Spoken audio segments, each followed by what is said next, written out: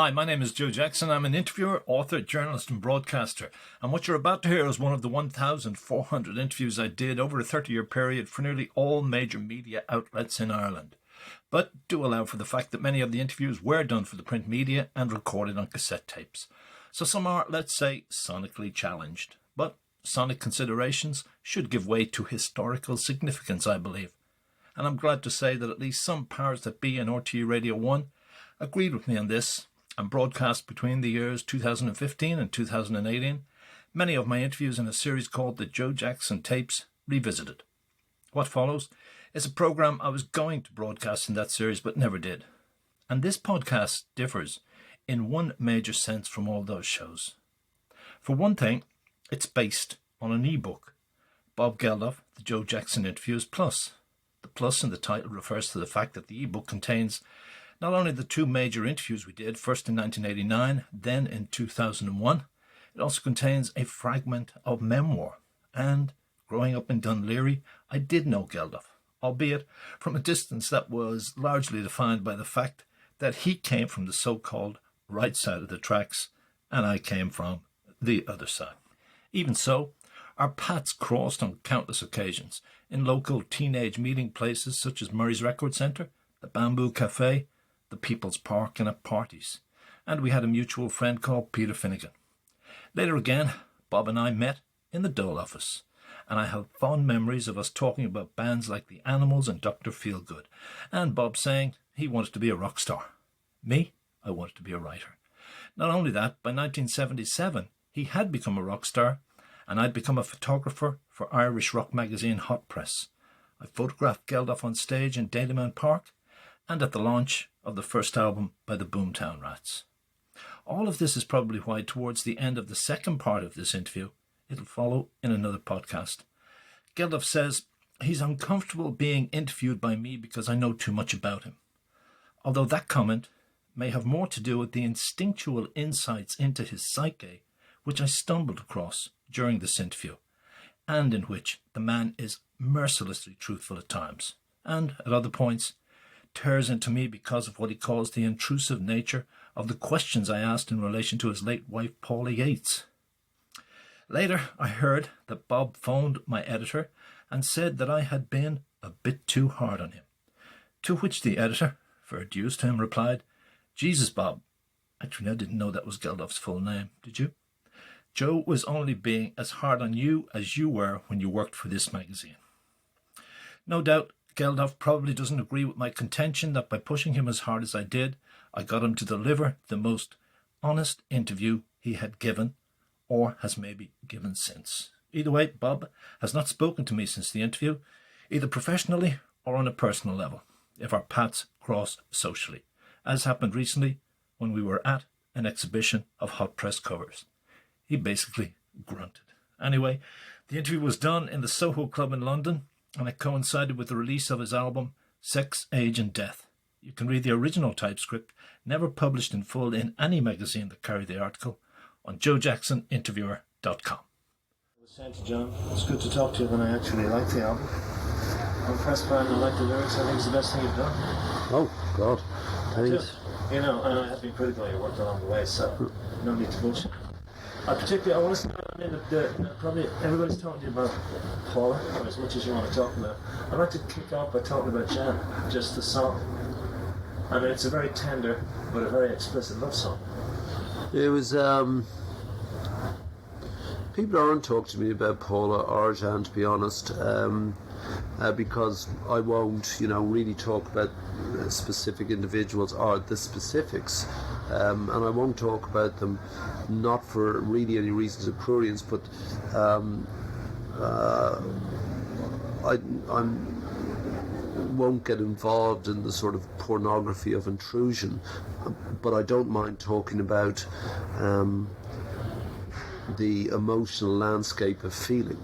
Right. And that's what a record is, and that's what I think this is. Obviously the song 1015 is about Jan, because I say it, but what it is for me is and purely coincidentally that it's the end track after a record that deals largely with grief and loss and pain disappointment and bitterness and anger, and then at the end you get this small redemptive note, and it is as much as possible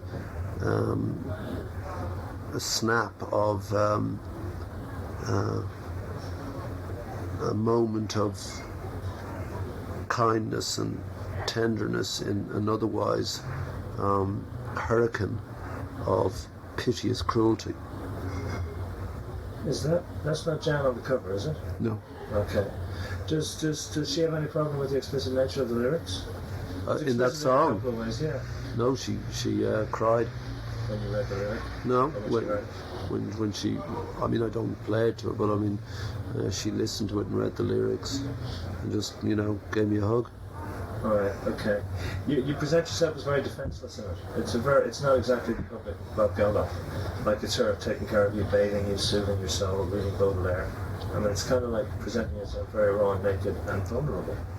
Female journalists, and I've not done many interviews because I don't want to, because I'll be asked about stuff, but the few I've done, I've said that in general,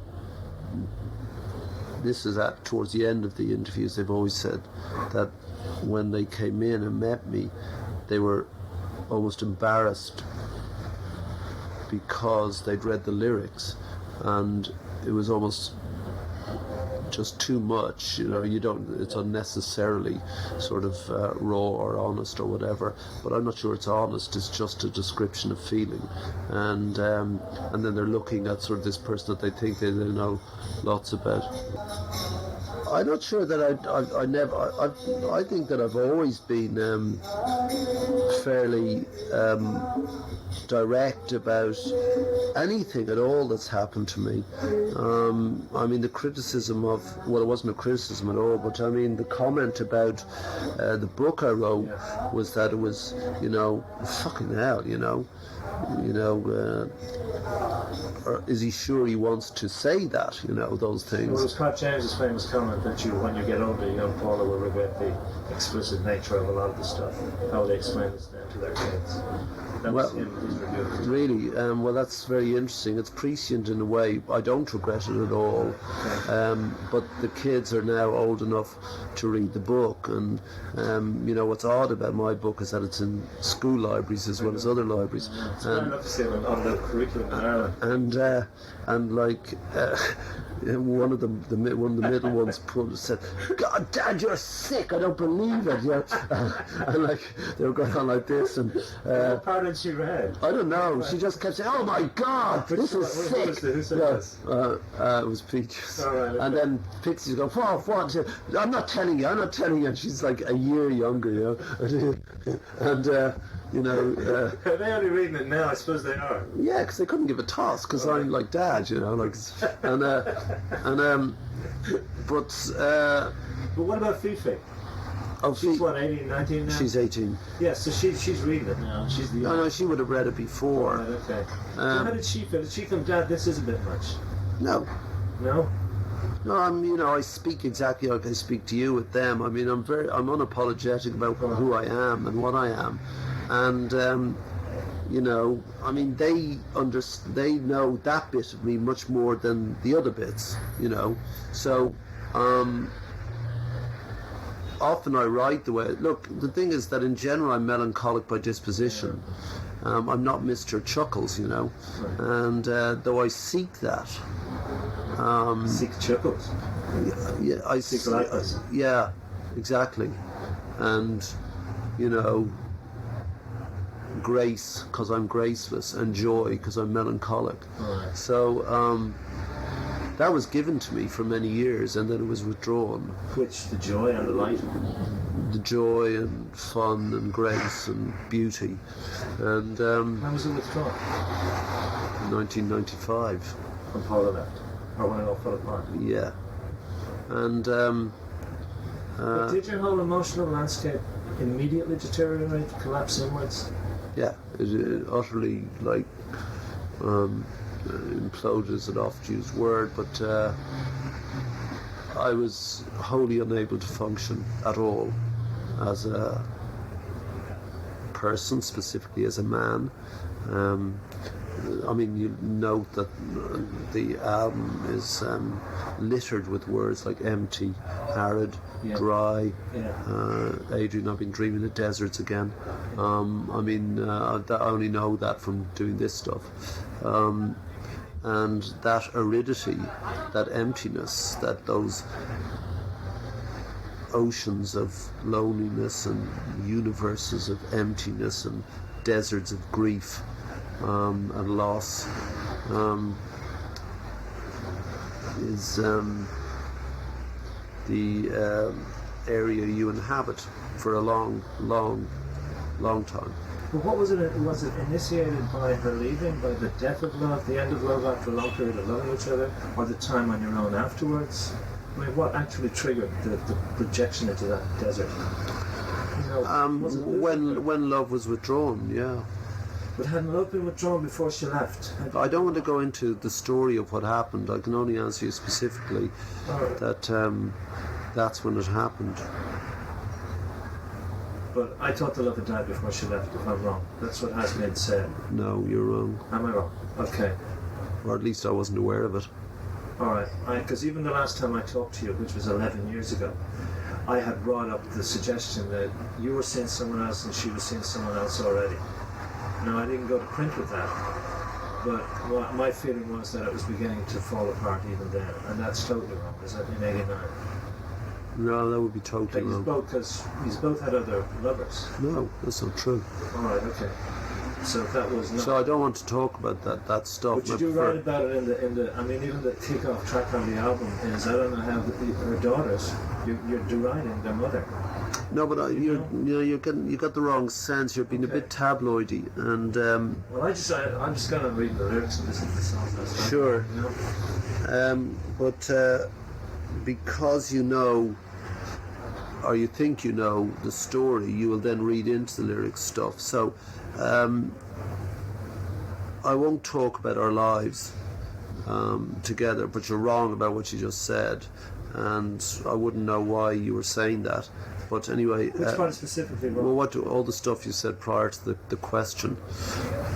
Just the suggestion that you each have found someone else within the marriage, other people within the marriage anyway. I'm only going on everything I also read, and I'm not reading tabloids. I'm reading the Irish Times, I was reading the Observer, the Guardian, and all that when the marriage fell apart. And she said you had at least 6 other relationships, and there were loads of other relationships. But that's. So I was just. But that's. You know, I won't go into that. Just in terms of just as a man and woman together. I won't go into us as a man and woman together. All right. But you're wrong. All right. Okay. You just have to accept that. Okay. Well, then tell me what in the lyric where you seem to be mocking her. No. The song one for me is a song of disappointment. You're with, you understand totally someone who, more than any other person on the planet, and events occur, and next minute you see this other person who is not at all the individual you were with for 19 years, and you can go, what's that? What about the grace and the joy and the light? That's so disappointing. And that's what the lyric. That's the atmosphere. The record is about. No, but that particular track, this one's for me. Yeah, but but you see, it's the totality. All right. The point about music is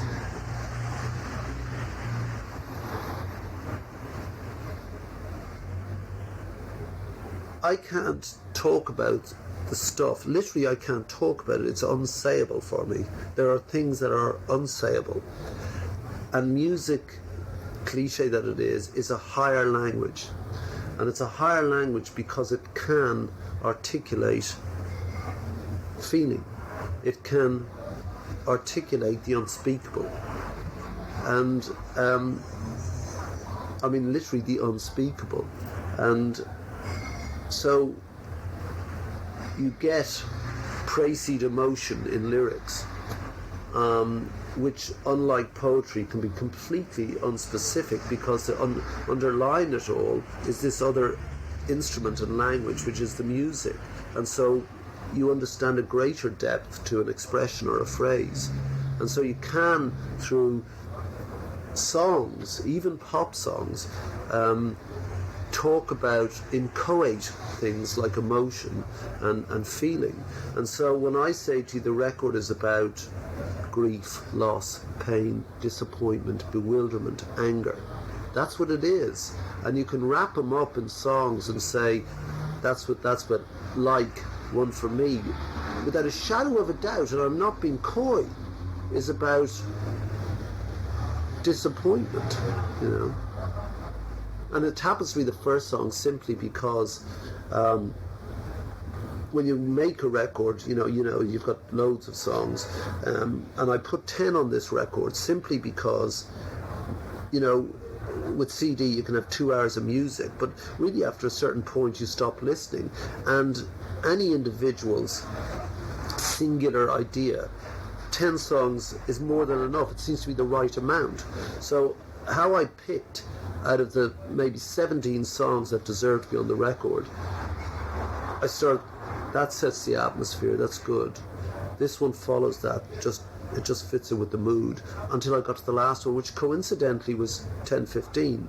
I mean, a friend of mine, a journalist who's heard all the songs, said, you've got to put, there's a song called The Original Miss Jesus. He said, you've got to put that on it. That's the best. The Original Miss Jesus, yeah.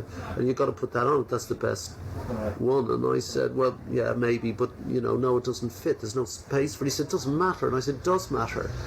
Because in the totality, for bizarrely and coincidentally, practically all the emotions that you felt, this void. I think in one of the songs, The New Routine, there's a line, past nowhere, nothing, and the void between them. That's what you are, again, I come back to that landscape that you inhabit. And, you know, when I was doing the record, Pete said, look, Bob, what are we making here? What is this? And I said, it's just nothing, it's just... It doesn't demand anything. It's flat. I said all the tones should be flat. I said because it's a good word. It's what it feels like, and it's, you know, pictorial description is 2 a.m, weary, not exhausted. That's a physical state. Weary. It's a metaphysical state. You're just there. You're just breathing. You're just breathing. That's it, and that's what it's about. So. You know, don't like me asking you a question. If I ask specific questions about Jan, which is a love song, no, 10:15 is. 10:15, I'll keep my misname with. Okay, 10:15 is a love song. And a song of solace and redemption. No, but you answer that. But if I bring up questions about which people are already hooking into lyrics about inside your head, or I'll tell you if you're right or wrong. Yeah, no, but just that idea. The idea that you were saying that you don't take your clothes off for too often, or whatever the famous quoting. I'm sorry, I'll put it right in the article. Yeah, more or less. You know, that's kind of, and mutton dressed up as lamb in ghostly guises. You know, everybody will have to see Paula. I'm just asking you, and her daughters will see Paula. I'm just asking you explain that to.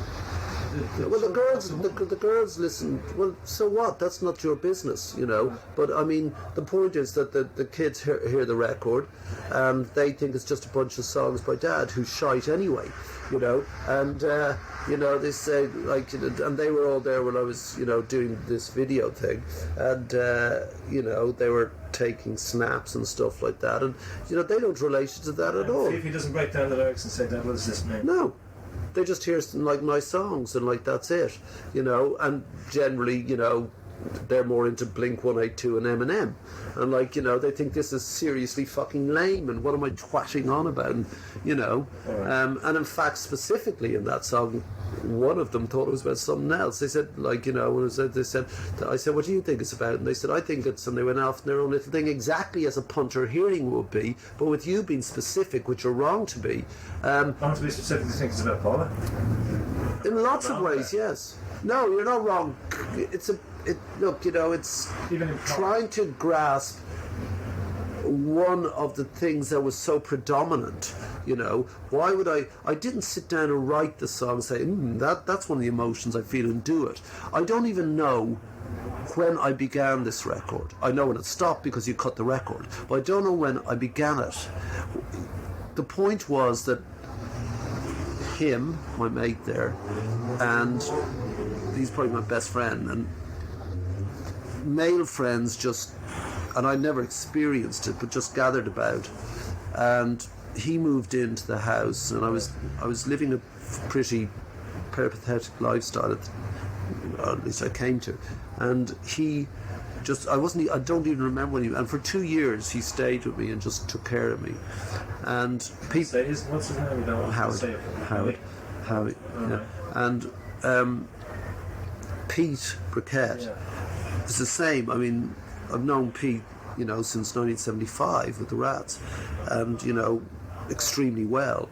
And the only thing that he could do, really, he thought, was just be there. And he arrived with sort of recording stuff under his arm, and said, if you want any, if you feel like it, I'd be down in the basement, and I, yeah, not even aware that these guys were there. And I just kept hearing, like, I didn't want to listen to music, I didn't hear any music, but Pete was doing stuff for Tricky, and he was doing stuff for TV things, and he was playing a lot of sequences. And when I began even to want to hear music again, that was right. This monotonous but quite clever stuff. And my friends are the Underworld, that group. Yeah. And I'd written stuff with Rick and Carl on the Happy Club. I'd run it with Rick and Carl, 2 songs. And we'd done this musical together with an Irish poet, what's her name, Maura Ní Dhomhnaill or something. And she'd asked me to do the music and lyrics. And I said, you're a poet, you do the lyrics. And she said, no, it's a specific thing, I can't do lyrics, and you do it. And it was actually pretty lame, but Rick and Carl, myself, did the music for this thing, and so I'm familiar with all their stuff and that sort of thing, and that's what I wanted. No stuff with beginnings, middles and ends, because this thing didn't seem to have any beginning, middle and end. And eventually when a musical sensibility began to creep back, and that was the last facility because it's so innate, as opposed to a facility like business, which doesn't mean anything. Came back earlier. Yes, it's an empirical thing, it's an empirical event. You do a deal or something. But facility for passion, you had spoken about that already in Marie Claire. Facility for sex? That wasn't present at all. Which came back first, music or the facility for passion? Passion or sex? Sex is a facility, yeah. So that came back because... Well, were you really incapacitated at a core level? Utterly. Body and soul. Yeah, that's exactly correct. Yeah. So that you didn't feel... Well, you just couldn't function. I couldn't feel... I don't know if it was in Marie Claire, but I couldn't feel my dick. Literally, if I ask you to tune into your dick, you'd say, oh, there it is, okay. Yeah. And I would go through this physical checklist.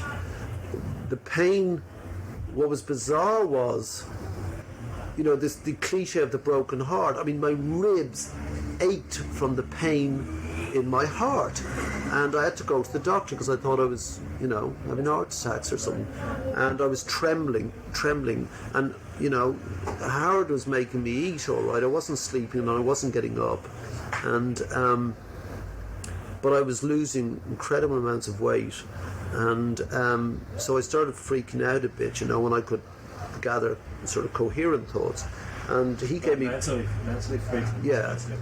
No, freaking out like this. To what the fuck, it's so weird this, Yeah. And I went to the doctor and he gave me beta blockers, but I didn't like what they did, so I went off them after about a month. What are they? Sorry, I don't understand. They're supposed. I don't know what they do. Yeah, and snooker players take them and things too. And I don't know. They're they're sort of beta blocker thing. I don't know what they're called. Right. Anyway, I took them, but didn't like the vibe, and then. This feeling was so physical as well, just it was located in your gut, which is like a metaphysical place as opposed to your stomach. And I would extract this ball, which was where the pain was, and I'd look at it and put it in my hands, and I'd turn around and say, okay, this is who you are, okay, I know you now, I understand you, and I'd put it back in there. But it was, all this stuff was physical, and it was like, this is so odd. And so, literally below your waist, including your legs, didn't seem to be there if you were tuning into it. Right. And I just thought that was odd. But how long did that last? Quite 8 months? No, a long time. But you don't feel... How do you get out of that? How do you reconnect with your body then? and so on. It's a gradual return of facility, and female friends. Was it your love, like your buddies and your Jan was with you? I presume. No, not really. Is it not your lover and your best friends? No, she wasn't with me then. I mean, that was a gradual thing over this period. Okay. And you got to do it yourself. Yeah, you do, and but also with the female friends would come along, and how they helped me again intuitively, like the male thing. They came along and made me feel I'm not a good-looking person, but they made me feel desirable again. And I knew they were doing it. They came along and said, look, like they absolutely understood that, I felt love would never come to you again, that you were... You felt that? Yeah, that you're ugly, you're undesirable, all those things. And they came along and quite literally, they'd select clothes and say, right, you look a mess, put this on, put that on, and then you're going out and they get a fancy car and swan into some big party, one beautiful girl on each arm, knowing full well the paparazzi go fucking mad, and so the man thing came back. You had to you felt like shit, and you knew that these lovely women were doing this for you, and yet you felt somehow ridiculously, I understand that, sort of quite up about the fact that these girls, proud sort of as a man thing, that these beautiful women were one on each arm, and also you had to put on the show, and like I looked dreadful, but I've always looked dreadful, so there was a kind of it came good in the end, this looking crap, and that's what they did. Did the body all start to function then again? No, what would happen is that some girlfriends would they would start being tender with you, just touching you, caressive. Yeah, and that felt like an electric shock. All right, okay. I mean, really like that there was... Just slowly easing you back into... Yeah, absolutely. That's exactly right. And it was very slowly also odd. Yeah. Not just... I mean, that was the external world happening inside. That's why you talking about those things strikes me as so jarringly inappropriate. Okay. Because what the record is about is that this, that's what was going on. That was so much more important. So all, there was 6,000 journalists and stuff outside there every day, and I understood that was their gig, and really, objectively understood that. But it was like that happened elsewhere, because this thing was so total. Well, why was that total collapse, Bob? I mean, why, even I remember reading in your book, I became a pop star and the legs of the world open to me, and you were always a sensual man, you were a sex object to a lot of people. Why did it collapse? How could it collapse with the leaving of one woman? I'm not even talking about specifics again. What was missing there that made it all fall in with the leaving of one woman?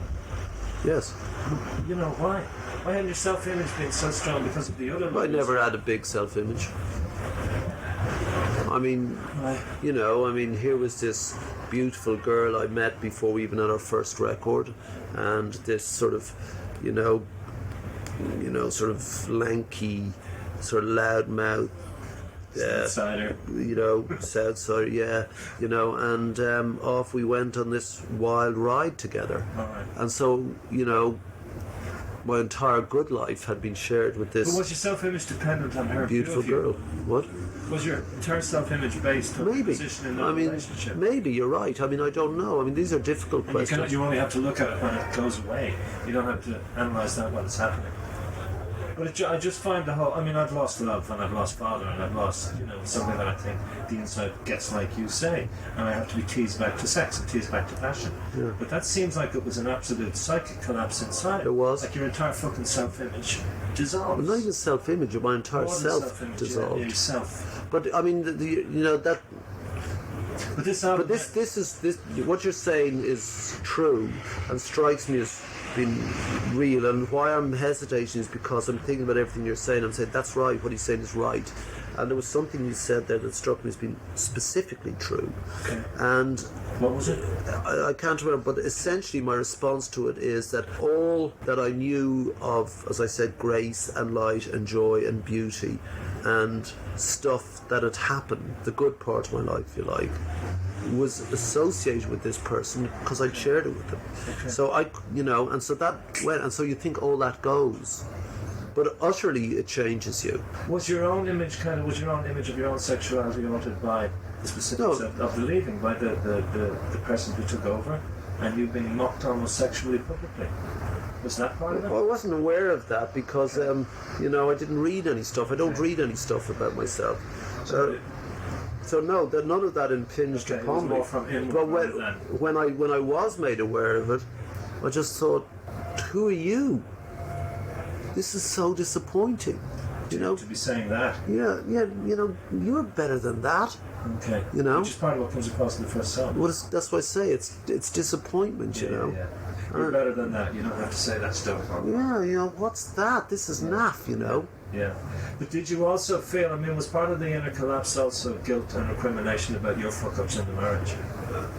It wasn't just a single line of she left me and I'm falling apart. No. There was no guilt or recrimination at that level? No. All right. None at all? No. Well, do you think you were the ideal partner? I thought we were great together. All right. Right until she left. Even when the first signs were there, you thought it would still work out and it'd still last. We'll see our way through this. I can't go into specifics. I understand that. But I've read such a big fat file and you're coming over, and again, they're not tabloids. But they don't know. I don't talk about it. They're only speculating. Well, you have spoken about it. You spoke about it in Marie Claire. What did I speak? What did I say? About the way everything fell apart when she left and this kind of... About me? Yeah. I don't talk about, speculation and tittle-tattle or the specifics. I'm only asking about you, but I'm asking about how... I was reading in the Sunday Tribune a profile of you which said, and all the stuff that we read at the time of the court case, that you were violent and broody and self-centred and stingy, right?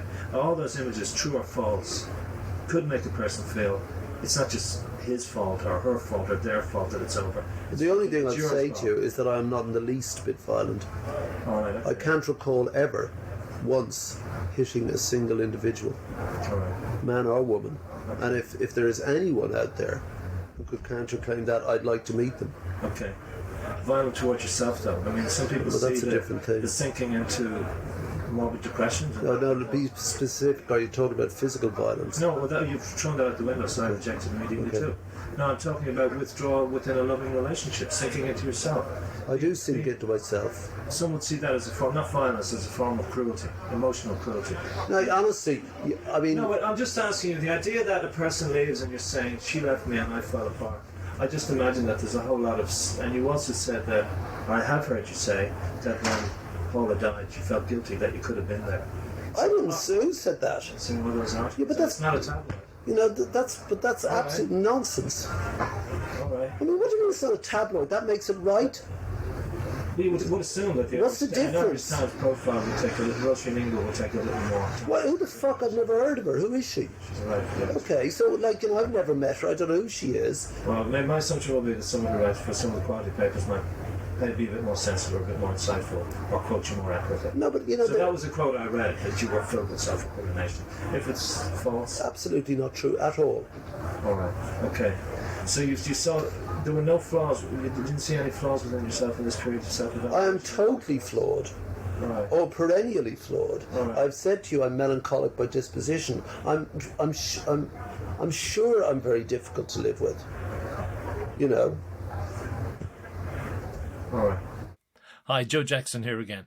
I thank you for listening to this edition of the Joe Jackson Interviews podcast. More can be heard on my website, joejacksoninterviewer.com.